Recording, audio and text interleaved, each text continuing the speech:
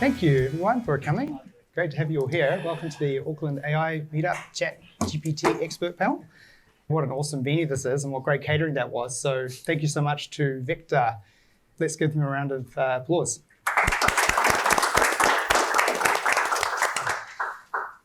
None of the content or opinions presented during this evening represent the views of VTS. We are an independent, community-driven organisation. That said, we are very grateful to Victor for this no strings attached hospitality that we're getting. So yeah, thanks again for that. Okay, now it's my pleasure to welcome Shailesh Manga, who's the Chief Operating Officer of VTS, to the stage just to say a few words as our host. Stage. Wow. So glorified formal, right? Stage. Hi, I'm Symbolic. Just being on shot over here. Oh, Shailesh. okay, Yeah, sure, no beautiful. problem. Thank you. Hi, I'm Symbolic, also known as Sal. At VTS, for those of you that don't know, Vector gets electrons to your house and keeps the lights on. Vector Technology Solutions, we build energy data platforms, and it's really to help in the adoption of renewables and the acceleration of decarbonisation in the energy sector. We're very privileged to be able to do what we do, provide these solutions to both Vector and to sell it globally to a pretty interesting industry. Fantastic to have you all here. Hope you have a great feed. There is so much pizza. So, you know, have another round or two, and looking forward to hearing from the panel. Thank you. Thank you, Shailesh. Thanks again for having us. So I just want to introduce the panel that we have this evening. Nicole Liu over here, who has been hanging out in Silicon Valley with experience as head of membership for LeEco US. Also working at Tencent and doing highly relevant work on content generation at Alibaba. We also have Dr. Alyona Medallion with us, and I feel like you need a little introduction because like every time I told someone that you were coming, they got like started nerding out and getting really excited. But for the minority here, Dr. Alyona is a highly cited academic and a successful NLP entrepreneur. And actually, Alyona, perhaps you can tell us a little bit about your venture thematic. Shall we use this? For now, thanks. All right. Hi, everybody. Great to be here. Thanks for inviting me. So I'm one of the co-founders and the CEO of Thematic. We analyze customer feedback to help companies understand customer feedback at scale, understand customer needs, act on them, improve customer experience. And we've been around for about 7.5 years. And we work with some amazing companies, mostly in the US. So our customers include companies like LinkedIn, Atlassian, Jetstar here locally, and even Watercare here in Auckland as well. I'm actually joined here by two people on my team, Nathan, my co-founder, and Rob on the AI and data science team. So both of them have helped me prepare because, believe it or not, despite my background in NLP, I've been spending the last few years focusing on commercializing the technology and running the sales and marketing of the team. But really excited by what this technology is bringing to the market. Great, thank you. Now, we are going to have a little social experiment going on throughout this event with you, the audience. So I was arguing with someone on Reddit the other day about Chat GPT, and I was talking about how Chat GPT generates the text token by token, and that's impossible, they said. I was like, okay, sure. Let's see if humans could do it the same way Chat GPT does. So I have a prompt on a clipboard over here that I'm going to hand to the first person in the front row of the audience, and it has a blurb which has started, but then stops abruptly mid-sentence. And what I'd like you to do is read it and then just decide what you think the very next word will be. Or if you think it's appropriate for the next thing to be punctuation, like a comma or a full stop, just do that and hand it to the next person. And at the end, we'll see how it looks, if it seems intelligible.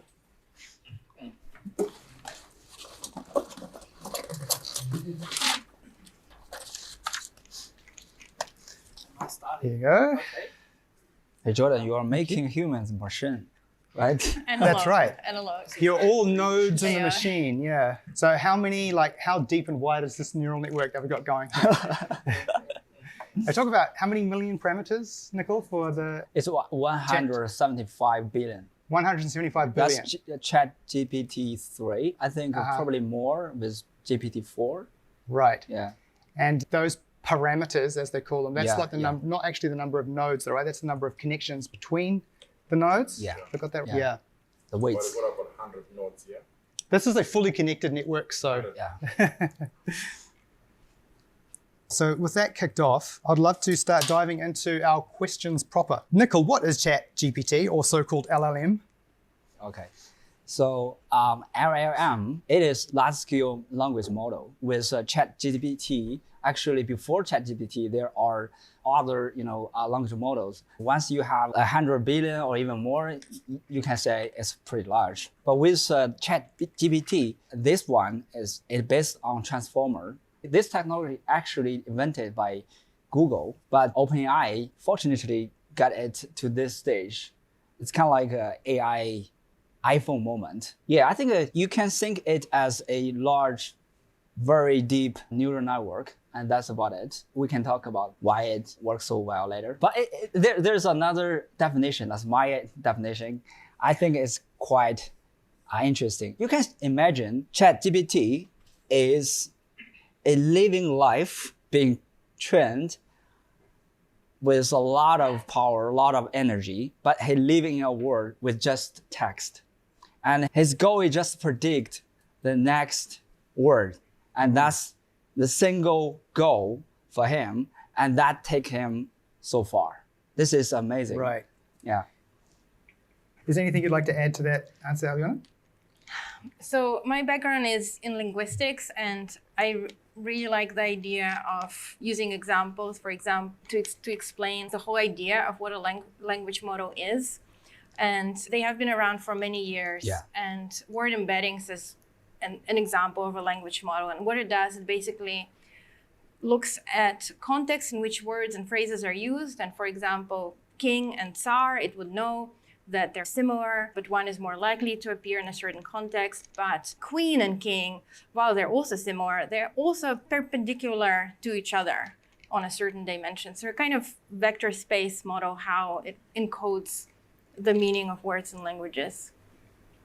Just one thing to add. That's a great metaphor. Thank you. Yeah.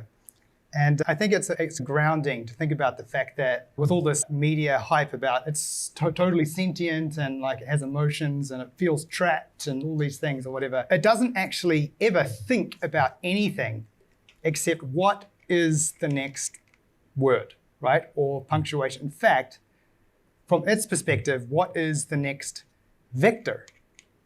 It knows, in a sense, the body of text that it's learned, but it doesn't, like as a process, it doesn't think about anything beyond what would, given the text that's come so far, on average, to oversimplify, be the next vector that would be likely to follow when I represent all these words as vectors. Now, I'm curious, Aliona, if it's not IP, what were you using in the early days of Thematic to get your like prototypes out? What was it, like GenSim, word2vec type stuff? Was that involved?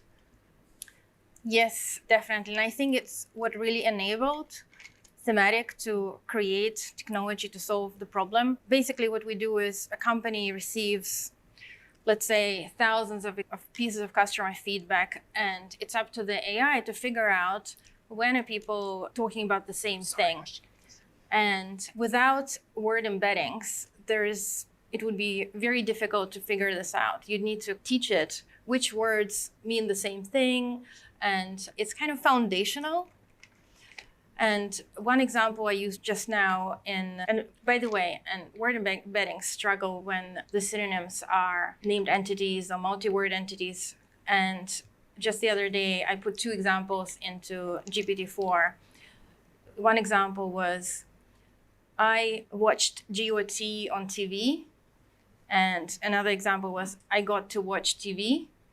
And then asked it to explain the meaning of GOT, all written in lowercase letters. And it figured out that GOT in the first example means Game of Thrones, and in the other example, the word got.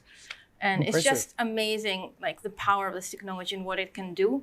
And for Thematic, we needed to create workarounds for this or do different things to capture this knowledge. Thank you. Yeah, just the depth and breadth of the neurons in ChatGPT just really allows it to capture so much more nuance, which I guess is where we see that kind of behavior emerging. And would you consider like GenSim word-to-vec type word embedding to be like an ancestor of ChatGPT? Could you draw a line of descendant technologies all the way through to ChatGPT from those? And either one of you can reach out to answer this one. Okay, I would like to share a little story that happened in OpenAI, the early stage of GPT. Initially, they want to use this large language model, actually at the very beginning, not too large, to analyze training on the Amazon reviews. They found something really inspirable. But when the neural network became bigger, the neurons, use a metaphor like that, there will be some neurons responsible for the sentiment that they want to use it to predict the next word of the review. Namely, they want to just generate reviews. But they found that as long as the model getting bigger, it kind of like the model got actual power to recognize the sentiment, which is if people feel like the product is good or product is bad. Inspired by that, they feel like, why not we make it bigger? Maybe it will generate more capability in the neural network. And I actually heard about another very famous researcher, David Silver, once said his insight of neural network is like, it is the thing can represent anything. This is super powerful as long as you can train it with enough data and enough power, energy. So after that, they start doing bigger and bigger, even bigger. Actually, we want to try it at Alibaba because it's so expensive. For any company, even Alibaba, to think about that, it's really hard. But once they found that, they just keep pushing. And they found something weird that the accuracy, the efficiency of the model can go down and then go up. So as they getting bigger, it go down and then go up. But if you keep pushing, it kept getting up. So that's where they got inspired to make this super big model, and then they use it to fine tune it, to make it well aligned with human value and all that. But there's one thing I want to say is that basic model, you can make it well aligned with human. You can do the other way. It still might, pack all the information into that model. So it is very important for things like tonight being happening. We need to think about how you regulate AI instead of just make it more powerful. Yeah, that's my 2 cents here. Thank you. Yeah. Okay. So that segues quite well onto why can ChatGPT's model in particular work so well? Because back when GenSim word-to-vec was state of the art, nobody was jumping up and down and going, if it's not performing well, you should just make the model bigger and bigger and bigger. And that's the answer to everything. Something tells me it wouldn't have produced the results that we're seeing with ChatGPT. And now, why can ChatGPT work so well?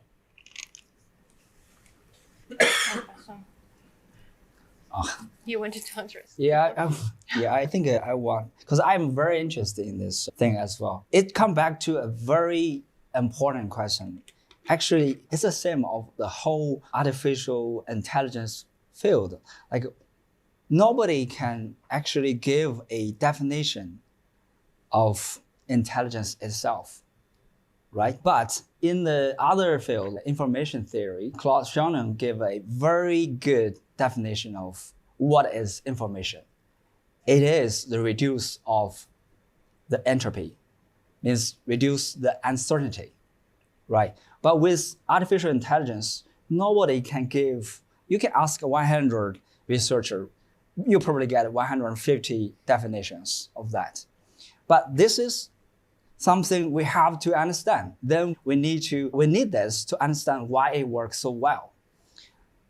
But that involves my own definition. I think intelligence largely is ability to get information, means reduce uncertainty.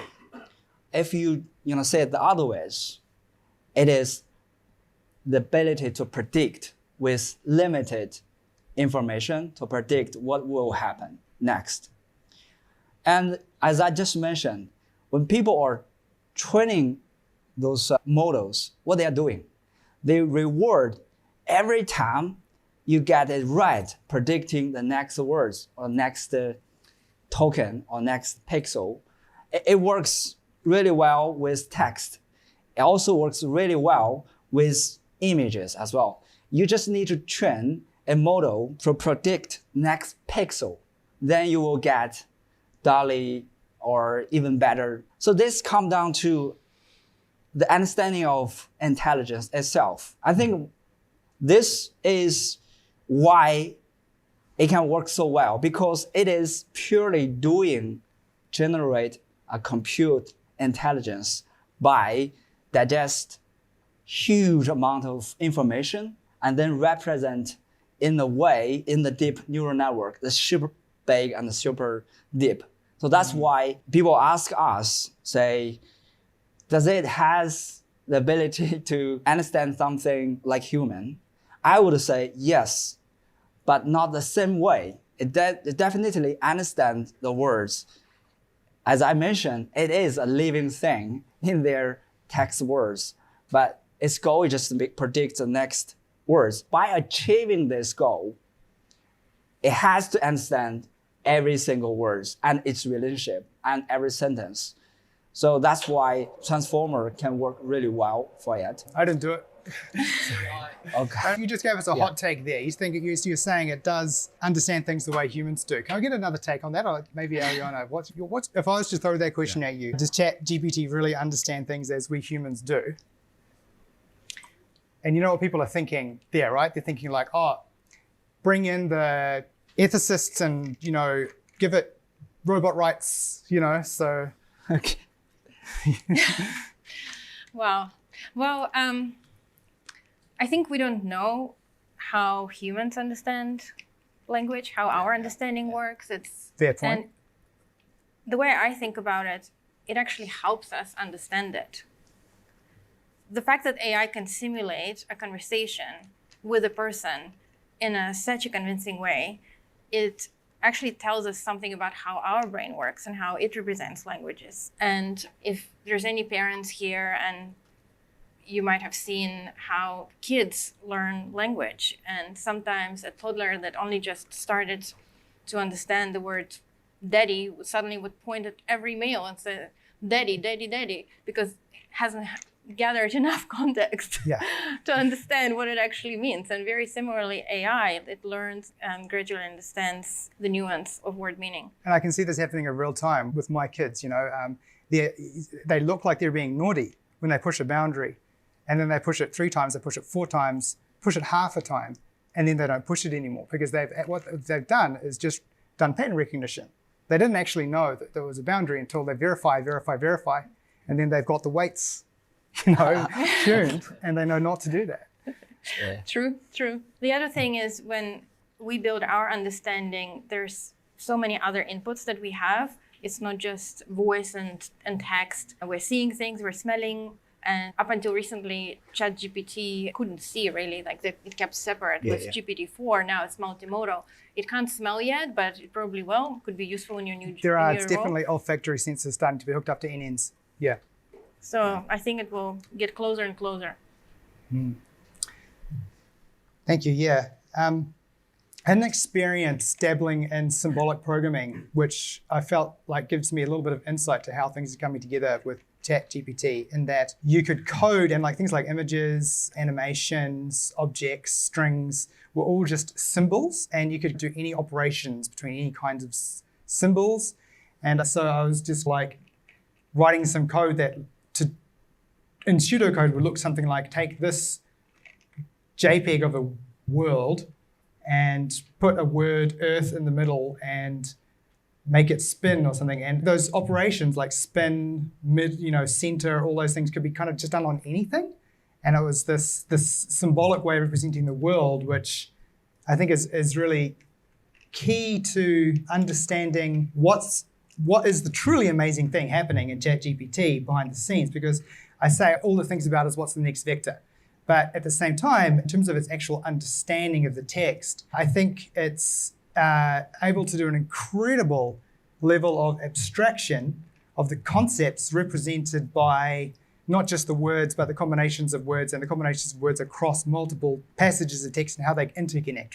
And as you're mentioning, the way our brains work, that's just made me understand better how I use abstractions when I think. And it's actually something which I first heard about when Google was doing super wide, super deep NNs for translation, where they started seeing an emergent language in the translation. So they started realizing that they could sort of prove that there's an intermediary language, which the neural network is translating all other languages into and then back out of to the other language. And that was those abstractions that had developed for the concepts that we have different words for and adjacent words for, is that abstract symbolism. And I think that is playing a large role in the way it's able to relate similar concepts, because it's got, like, in the vector space, it's got these sort of cross-cutting vectors that represent these symbols, not just individual tokens. Righty, so I think we will jump over to the next question. And this is probably a big one that's on a lot of people's minds at the moment. How will it change your work? Will you still have work to change? We have a number of use cases to speak to here. Nicole, I know that you prepared a lot of material on this, and look out for our open playbook on Chat GPT for whatever industry you're in or your friends are in, loads of different ways that you can use Chat GPT in your day-to-day life. But I'll just rattle off what some of those kind of scenarios you might find yourself into where you want to use Chat GPT. Just day-to-day life, average person, right? A programmer, a lawyer, a teacher, a researcher, an investor, marketing, student, doctor, builder, farmer, politician, movie director, journalist, a citizen engaging in important aspects of civil life. Nicole, do you want to just pick one of those, your favorites off that list, and just dive into it a little bit? Yeah, okay. I think I would like to come back to the moment that I was start using ChatGPT. I was like, try to learn another language, not natural language, the programming language. I found like for him to understand another language is just super easy. And I made some mistake in a piece of code, and then I just asked him to rewrite it, perfectly. And then I want him to just translate this language into, for example, Python into C. It's just super easy. I try, it works. Actually, I think when you're thinking about this question, Johnny asked, what left for us human? You need to try to think about the core of your professional skills. I divide your professional skills into two different categories. You'll figure out which category are you in. So for example, there's one category, I call it purely intelligence. Talent could be many different kinds. Let me give you one. Play chess. If you are world champion, play chess. Okay, you could retire. Actually, unless you enjoy losing every time, you just literally done. But that's for AlphaGo, AlphaZero, that sort of thing. Even the most difficult game it can play. That proves deep neural network can represent everything. The policy network will represent your strategy.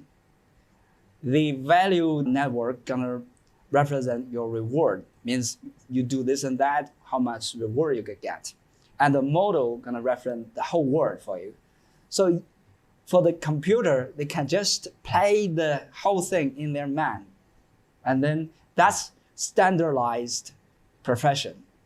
If you are doing that sort of thing, then you probably don't have a very good career future. But there are other things. That is something I call it a category of wisdom. In human life, there are a lot of things, actually, no matter how much intelligence you can get, you just can't get it right.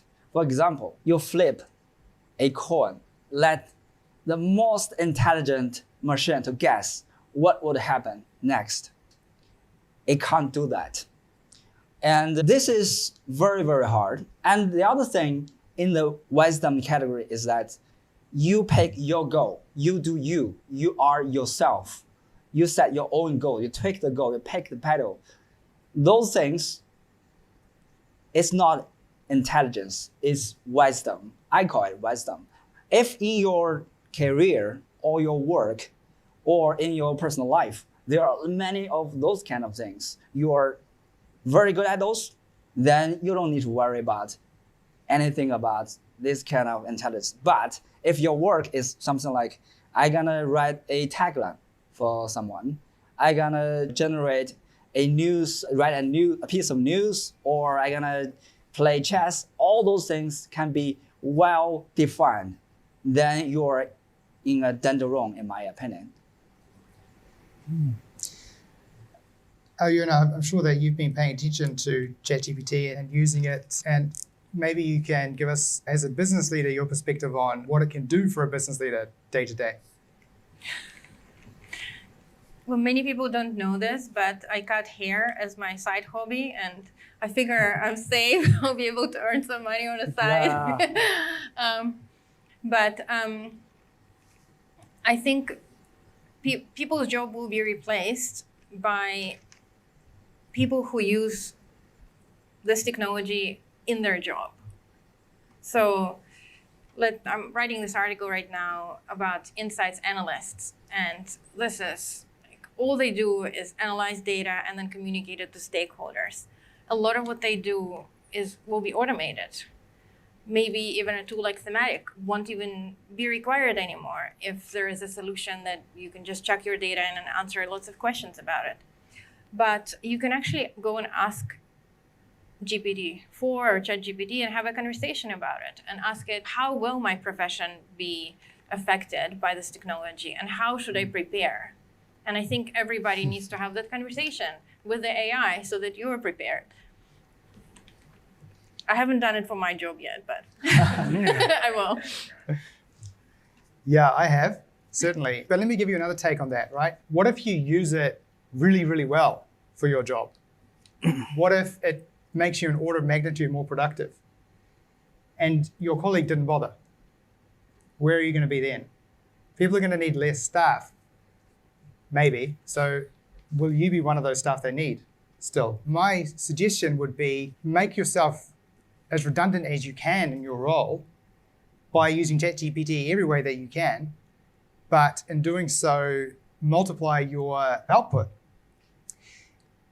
And if there's any software engineers around, one thing that makes me laugh when people say, oh, we're not going to need anywhere near so many software engineers. And I always think about the backlog of 10,000 tickets sitting in everyone's Jira, and I'm thinking we might actually get to the bottom of our bug list or close to it if all of our engineers become way more productive. So I'm not super worried yet, especially when it comes to all the snippets of code need to actually get put into something kind of physical and pieced together. Jordan, I have something to add here. Actually, everybody worry about their job. Actually, I worry about my job as well. And the other day, I was talking to a top researcher in Alibaba, and we'll discuss what will ChatGPT will change the world. He was like, it will like the other thing. We already have, the AlphaGo, that sort of thing. This time gonna be the same. Then I asked him a question. I think that's a test for your career as well. The test works like this. Imagine you're gonna go with AlphaGo or AlphaZero. You play together, you pair together to play against some other team.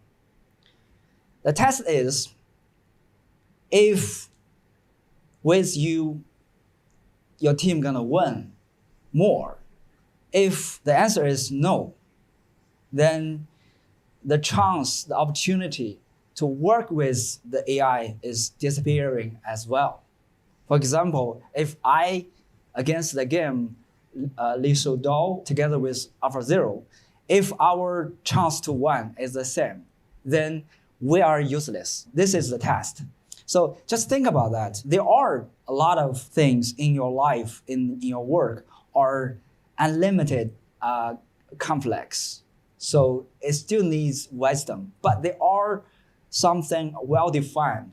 They don't need you at all. But stay away with, you can try to be a good copywriter, but there's a extent that you can do as a human being. And the machine could go really far to do that, as long as it is well-defined work. Thank you. Yeah. One kind of underrated thing that ChatGPT and similar models are going to cut into is entertainment. And look, I'm not like a tech prophet or anything like that. I don't make a habit of making kind of public predictions about things. I've made one prediction in my career publicly, I think, which was that within 5 years, legal departments and HR are going to need to start training on how to deal with the potential of a model being sentient and what to do about that. And I think it was 4 years and 11 months later, we had the debacle with the engineer at Google, who was saying that they believed the model is sentient, and it actually did become an HR issue, and they ended up being put on sabbatical. And so there you go. And the prediction that I want to make now, you can quote me on it, is that within 5 years, people spending too much time in alternative reality simulations is going to be a major headline buzz and a major health concern internationally. And I'll justify that a little bit. Here's something that you can try. Bit dangerous to put this out there, but go into Chat GPT. 4 is the best at it, but give it a scenario. So any Star Trek fans here? Just a few. So you could say something like, simulate a text adventure game. And literally say, but instead of letting me choose from options of what to do, let me enter in any action. Then say, here's the scene. I'm on the bridge of the Star Trek Enterprise. I'm the captain. We've just found a new alien race. And everyone's looking at me, what to do. Go. And we will find you've got the best text adventure game you've ever played. You'll be able to do absolutely anything. It'll draw on the entire corpus of text adventure games that have ever existed. Like you could say, make this gritty. Make this dark fantasy. I don't know, whatever you want to do. And it will just draw on the entire body of literature for that and just throw that into your experience. And you can add any kind of character. You can say, there's going to be a character in this, and you'll be able to go and interact with that character. Now imagine taking that and adding it to a model that can generate images and video. People know that this is coming, generating video, right? And everyone's like, oh, wow, we're going to be able to make our own movies. It's going to be way more profound than that. It's going to create your own, roll your own interactive realities. Think more video game. Chuck a VR headset on, but nobody sets any limits on what input this video game can accept. So watch this space. Now, I'm just going to rattle off a few other things which are in the playbook for what ChatGPT can do for different careers. I'll interrupt myself briefly here to say that this section, listing ways ChatGPT can help people in different situations, is much better consumed in our OpenAI Playbook than listening to me list items in such a rush that I'm barely intelligible. You can read the OpenAI Playbook at bit.ly/GPT4AKL. That's bit.ly/GPT4AKL. Can I share a fun You could do one? so many things. Here you go. So the other day I was traveling for work and my daughter called me and she said, Mom, the tooth fairy didn't leave a coin under my pillow. Why? And I'm like, let's ask the tooth fairy. And I opened ChatGPT and started I love it. That's putting genius. my daughter's questions, and tooth fairy was responding. And we learned many interesting things, Wow. including castle made out of teeth. And with That's like where she no lives, cognitive apparently. effort. No, it worked. Wow, that's cool.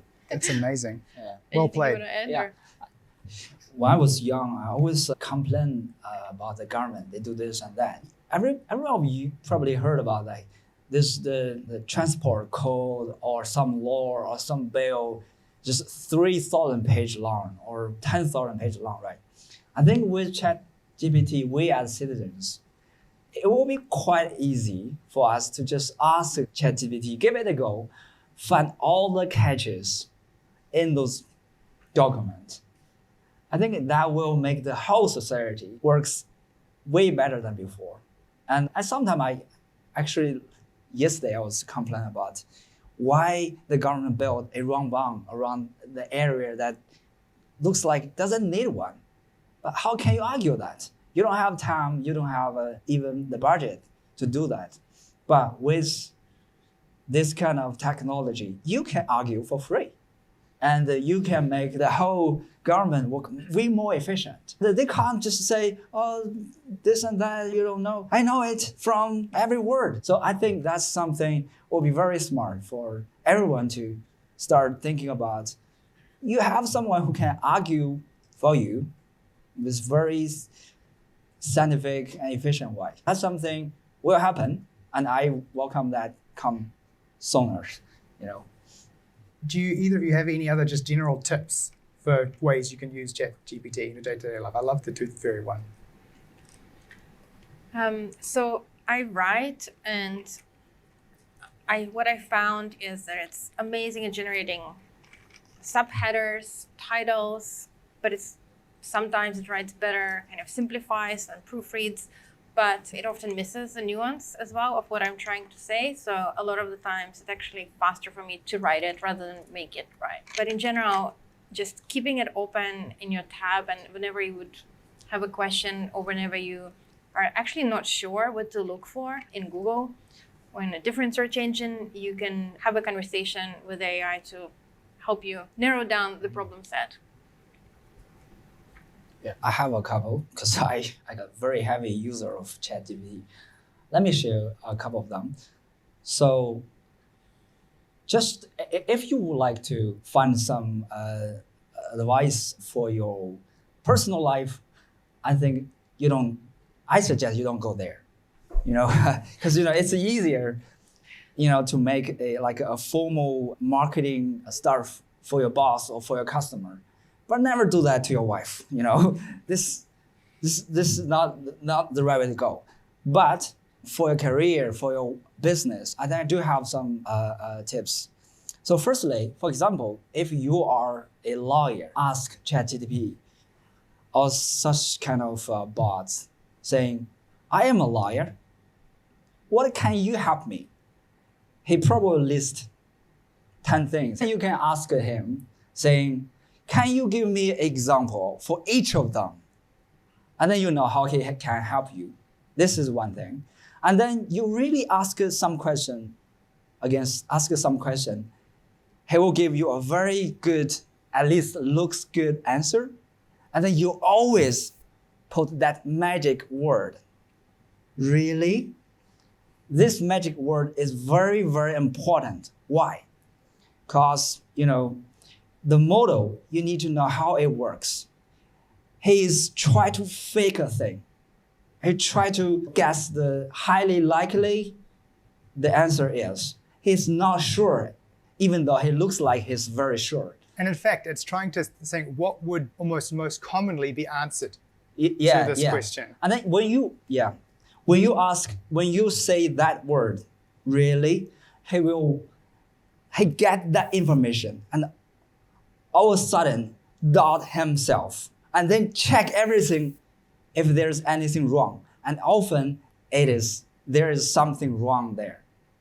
It's probably you're probably triggering it to draw on a corpus of the experts who challenge the most common answers. Yes. So this is my tip. But again, let's talk back to your professional life and your business. So I think the best way to use it is you need to know what's your core skill with your professional career. Why you are there? Why not someone else? The hardest issue you can take on what it is and ask that question to him and test if he can come back with some answer better than you, or on par with you. If he can, means you can trust him to give you very good answer.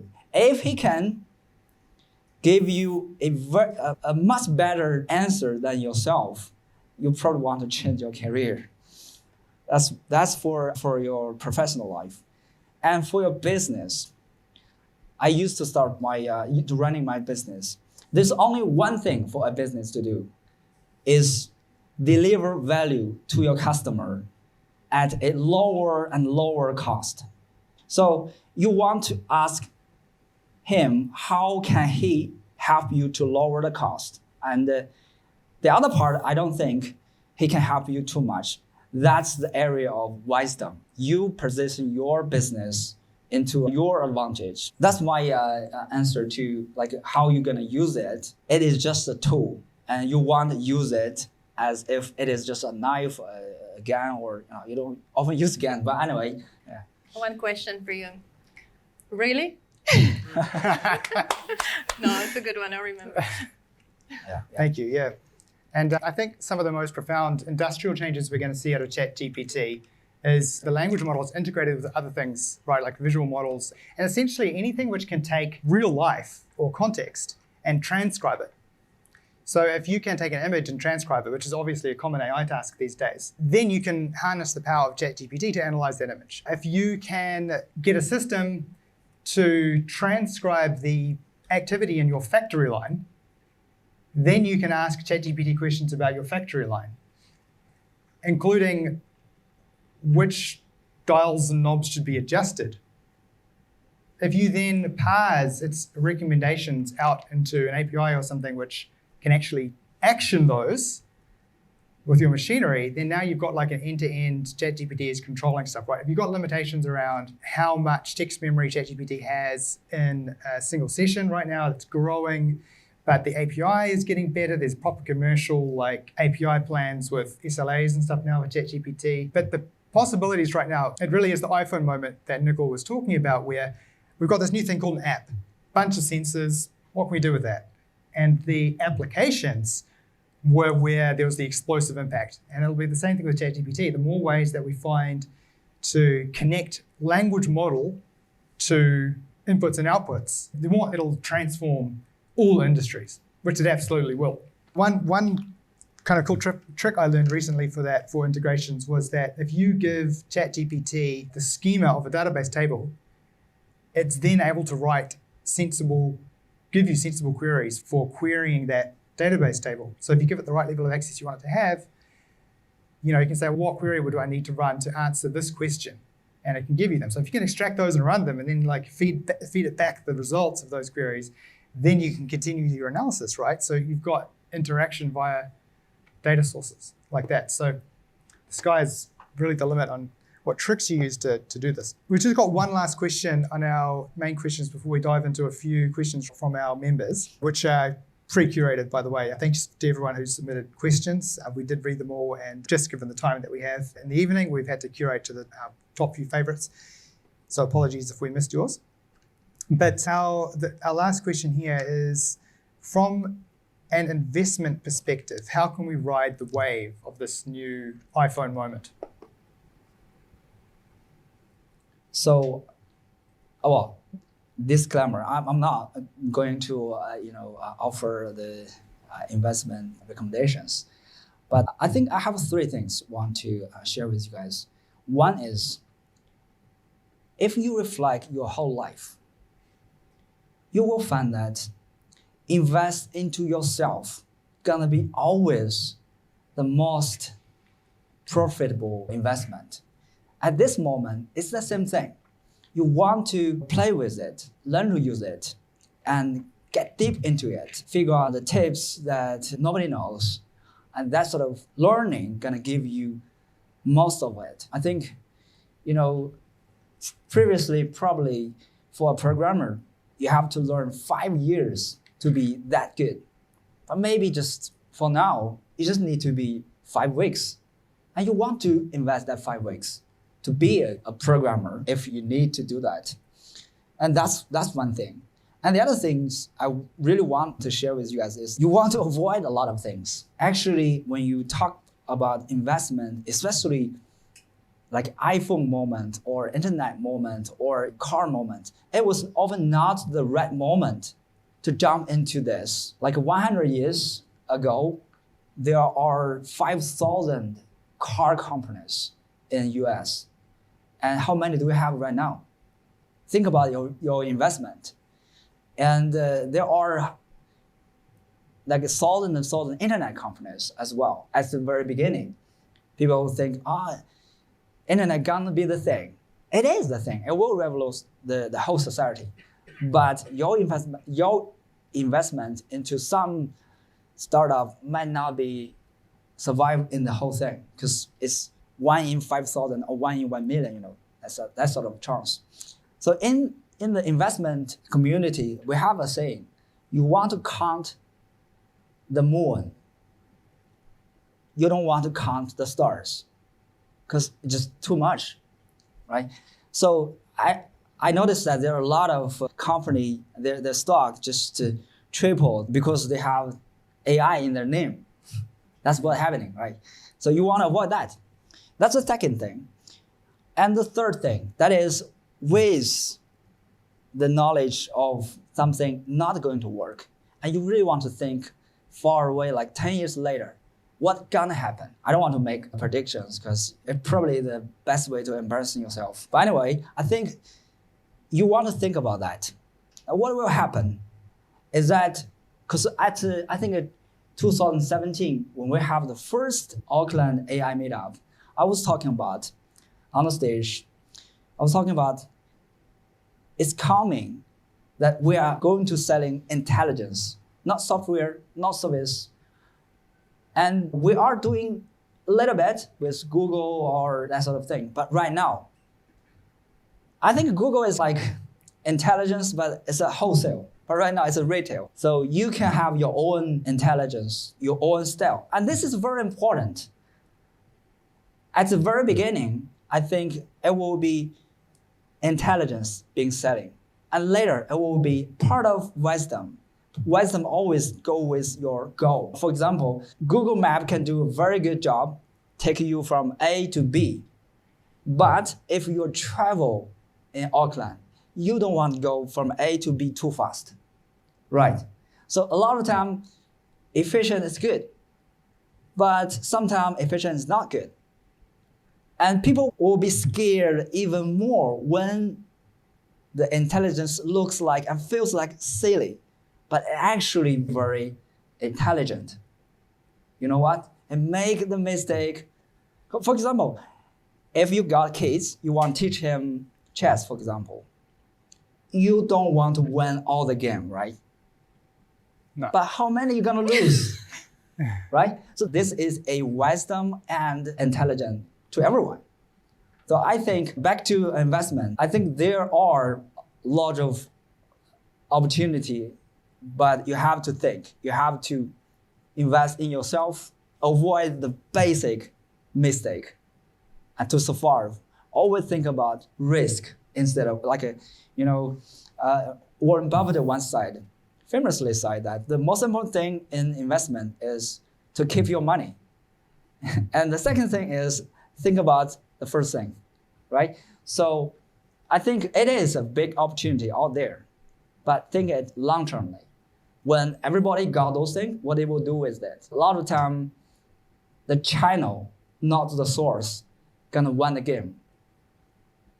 For example, Comcast, the American company, they are the owner of a lot of movie companies. Why? Because they got the channel, the tab, as TV. NLP AI used to be really difficult to do. GPT makes zero-shot models much easier.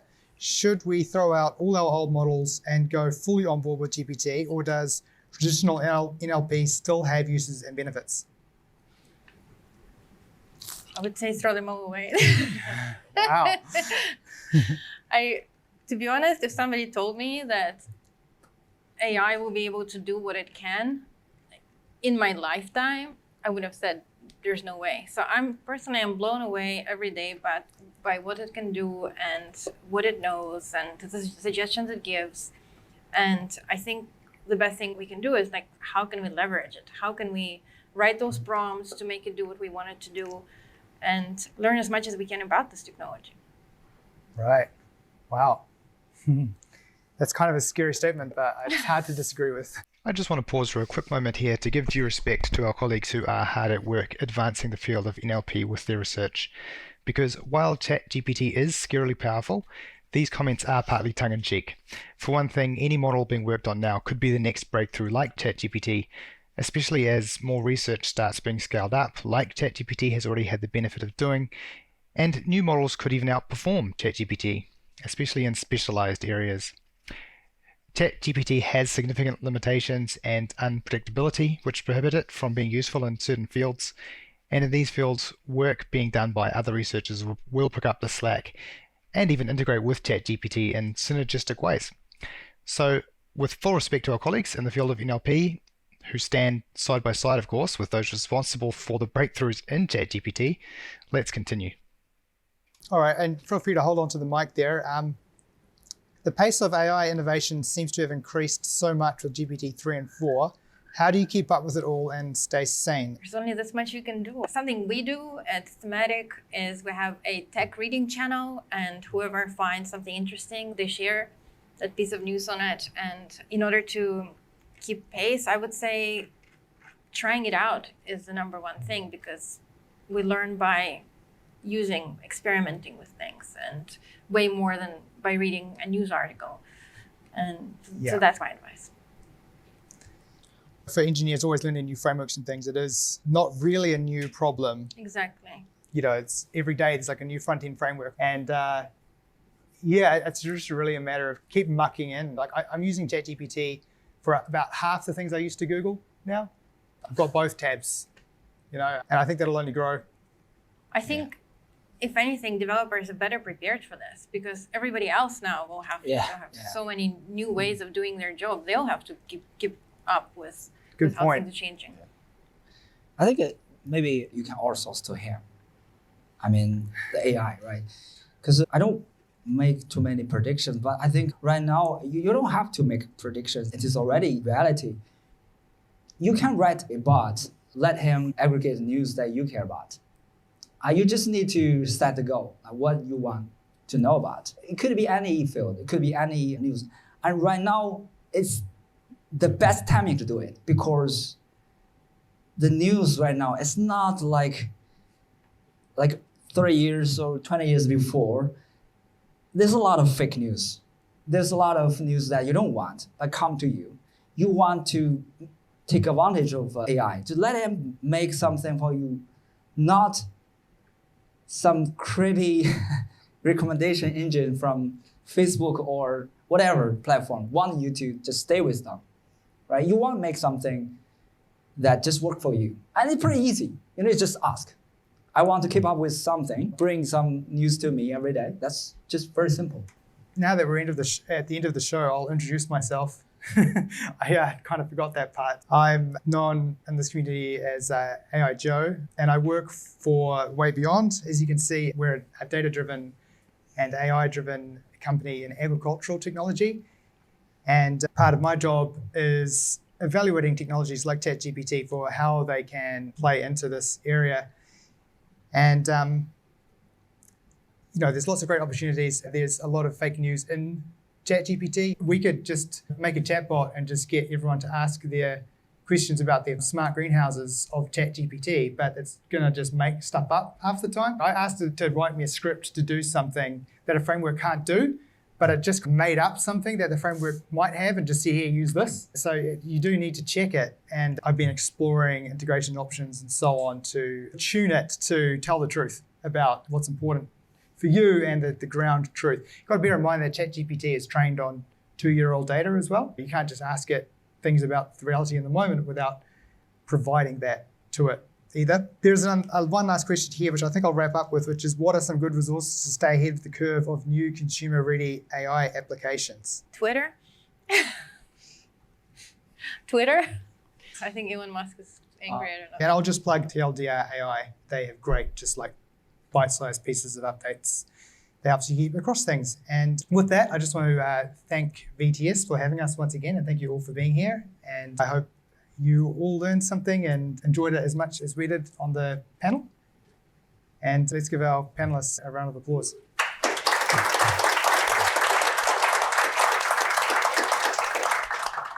Jordan, do you want to read that? Yeah. Oh, yes. Story. I nearly forgot. Oh my goodness. The highlight of the evening. Human Chat GPT-4 says, "Dear staff, please pay attention to all the following instructions since we currently have no office assistant and the kitchen has been getting," and that was the prompt. So the remaining is, "The kitchen has been getting dirty, comma. Please make sure it is kept clean. The plates need a wash. All cups and glasses in the dishwasher are ready to be washed. Once all the dishes are clean, please put your dishes away. Thank you." I think that if you could pin that up in an office wall and no one would bat an eyelid, it's fine. And nobody here wrote more than one word of it on the prompt. So can work, does work that way. So there, dude on Reddit. Cool. Thanks everyone for your participation. That's great.